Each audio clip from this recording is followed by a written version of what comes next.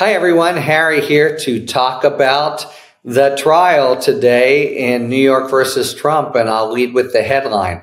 I was there. I'm covering it, and it was much sort of smaller and fewer people there than I had anticipated. So I felt very fortunate to be there with the 50 or so press folks.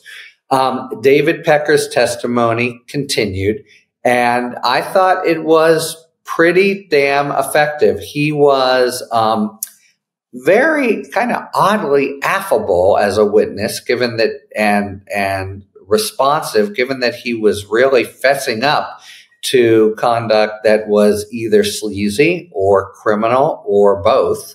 But he, entered into the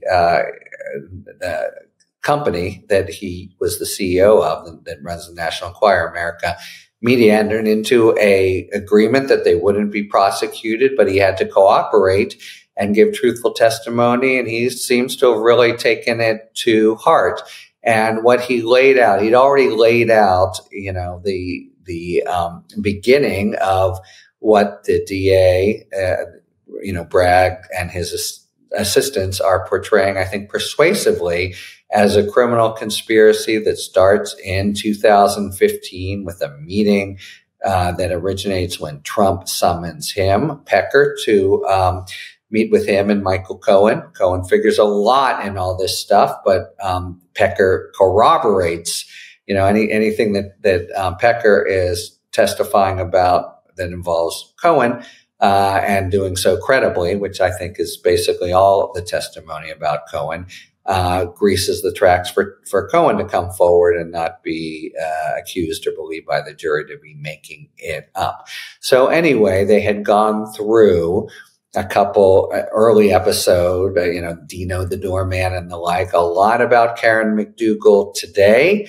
And it was interesting. We learned that the reason that became the last deal that Pecker was involved in as part of his general understanding to keep a lookout for bad stories for other people and good stories for Tribe, and to bury things that could be bad against Trump, was all about the campaign, not about, Melania or any personal issues. Pecker said they never testified to that. But the reason that it stopped after McDougal is because Pecker essentially got cold feet, insert joke here, and said lawyers advised him this might be a violation of campaign finance laws, because what he was essentially doing was making a contract designed to make it seem as if they're paying McDougal for her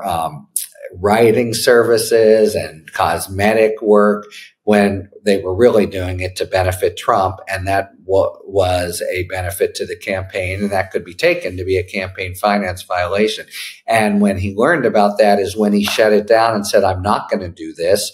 Cohen said the boss will be furious, but he stuck by it. And in fact, he didn't, the boss didn't pay for it, though, as Cohen had assured him he would.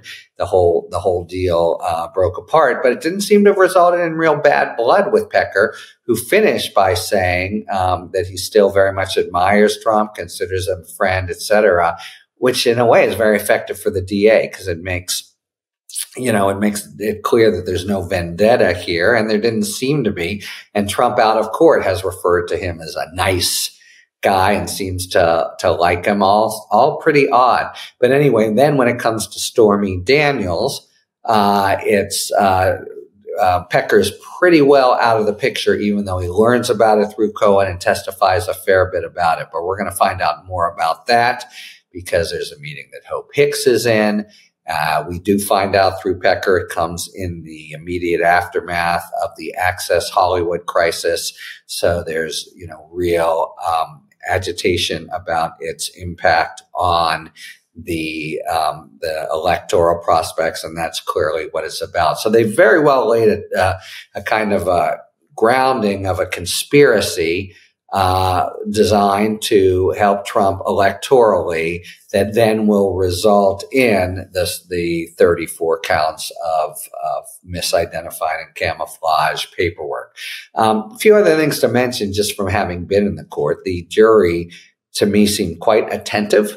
10 of them were taking notes. I couldn't, it's not as if they would wear a neon sign, but I couldn't see anyone who stuck out as a possible, Trump do or die, and who would cause a mistrial, notwithstanding the evidence.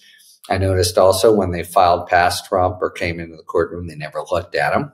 Trump himself sometimes was nodding off, but it was basically, attentive, talked to his lawyers.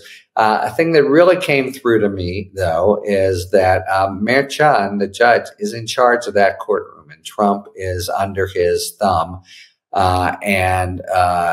He seems, Trump to me, to be kind of diminished in a way that I think must be irritating, if not painful to him, and not good for his overall sort of image that is, part of the potential price for him of this trial.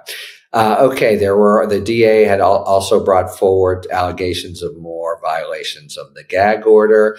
And the judge said, I'm going to sign the order to show cause, and we're going to have a hearing on this. Trump has to respond by Monday, and the hearing will be on Wednesday. So that was another important event. The DA finished with Pecker, as I said, with this point about how Pecker still likes him very much. And then Trump's lawyer came on cross-examination. He was competent in terms of technical chops of quick questions, always ending with a leading question that would force him to a particular answer. But he made a pretty bad blunder at the end of the day when he served up to Pecker an FBI report that he suggested would show that Pecker had not remembered accurately that Hope Hicks was in a certain meeting. Well, but it turned out on examination that record didn't show that.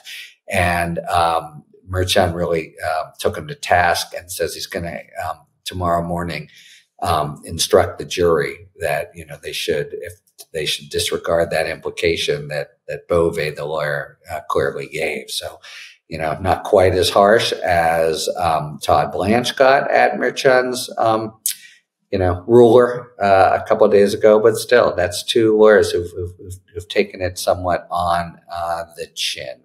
So that's the main. I think the DA's choice to begin with Pecker was well vindicated, and he turns out to testify not simply to a little hush money payment or an ancillary role, but really to be at the center of a conspiracy with Cohen, with Trump, that is all about, it follows from it that they're trying to hush up Stormy Daniels and keep that information from becoming public. So in that sense, their theme is well established, and now we'll see. We'll probably hear from Stormy Daniels fairly soon. Michael Cohen, they're going to want to kind of get on and off the stand as quick as they can, but that won't be all that quick, and there'll be a bruising cross-examination.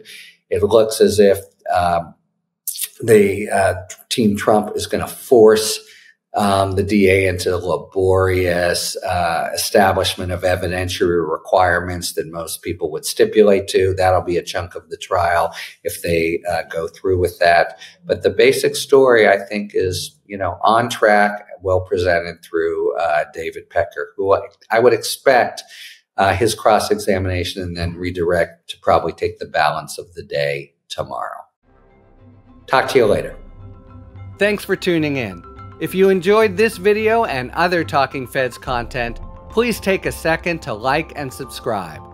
Talk to you later.